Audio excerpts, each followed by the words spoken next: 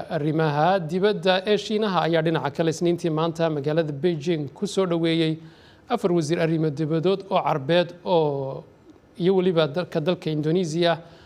Wasiirka ayaa sheegay in dalkiisu uu kala shaqeyn doono waxa ugu yeedhay walaalaha dunida Carabta iyo Islaamka sidii si dhaqso ah loogu joojin lahaa dagaalka ka socda Gaza. Wasiirka arrimaha dibadda ee Sacuudi Carabiya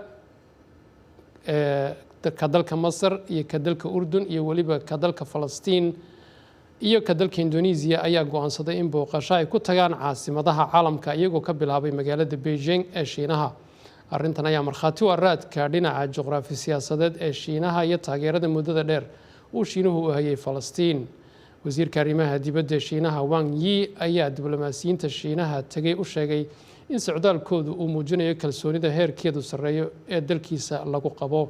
Shiinaha ayaa muddo dheer soo taageerayay Falastiin waxaanu ahaa mid si degdeg ah u cambaareeyay deegaamaynta dhulka la haysto. Shiinuhu ma uu dhaleecayn weerarkii koowaad ee Xamaas ee 7 bishii Oktoobar kaasi oo dilay ilaa 1200 oo reer Israa'iil ah halka Mareykanka iyo dalal kale ay ku sheegeen weerar argagixiso. hase yeeshee Shiinuhu waxa uu xiriir dhaqaale oo koraya la leeyahay dowladda Israa'iil.